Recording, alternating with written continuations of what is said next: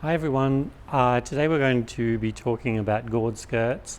This is just going to be an introduction video and there'll be other videos to follow.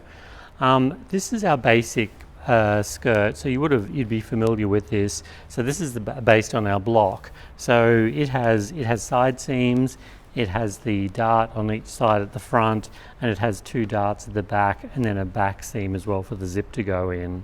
So there's like a lot that goes into this, and you've got the three pieces of fabric, two pattern pieces, three pieces of fabric.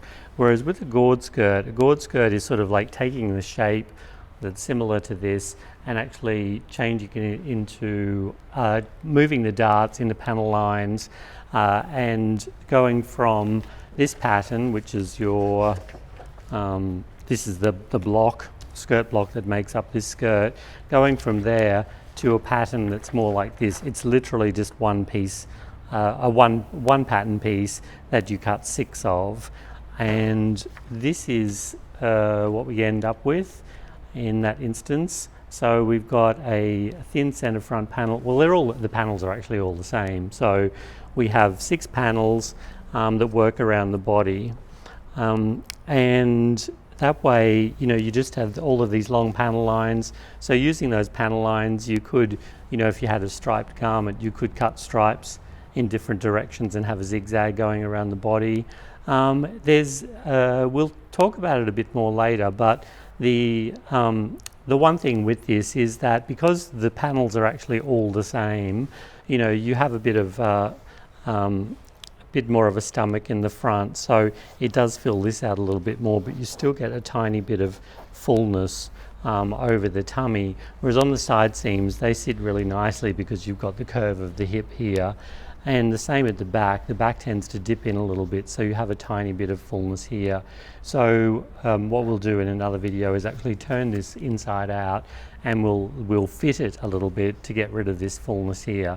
But by doing that, we'll actually need to change the pattern. So we'll probably end up with 4 pattern pieces rather than 6, but we'll get a better fit.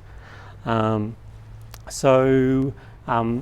this one here, this is actually just a half scale version of the bigger skirt that we saw there, and I just did these in half scale just to test them out originally.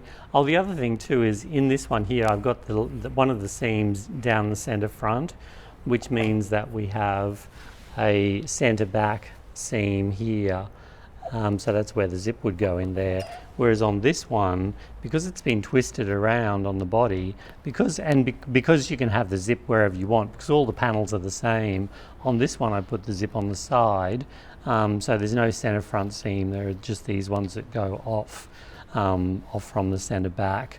Whereas this one has a center back seam, and it has so then there's no side seam. It's just these two going either side of the side seam, and then the center back seam. And really, it's just the way, like what you like. I actually quite like center front seams on garments. I think they're really flattering. But that's up to you as to where you want to position the panel lines on the body. This one here, so this is like a pencil skirt, so it goes straight from the hip down. This is an A-line gored skirt. So what we do here is we go from the waist, we go out to the hip, and then we keep that line going down. So we get an A-line shape here. And again, I've got this center front seam. I've got a seam on the center front, and that means that there's a center back seam as well for the zip. But if we wanted to, we could turn that around so the zip was on the side seam as well. And then there's some variations on the skirt. So this one here, I've raised the waist a little bit, so it's rather than just sitting on the waist here, it actually goes up a little bit higher. And I've also flared out the skirt panel, so I've added fullness into the hem, and you can see that's almost a quarter circle that I've added in. That the hem is, so 6 by a quarter circles, 1.5 circles around the bottom, but still with the panel lines that fit through the waist, and then on the hip as well. And these lines here, I've taken that break point where it starts to swing out below the hip, but we could have those up higher. They could come from the waist. They could come down a lot lower as well. So like you'd have it, it'd be slim, and then then it would swing out at the bottom, and it's quite fun, this idea, because when you walk, like the legs sort of kick the shapes up, and this is it's a bit clunky. These toiles are done in quite not a heavy drill, but a really stiff drill. So like it doesn't flow as nicely as it would obviously in a in a softer, lighter fabric.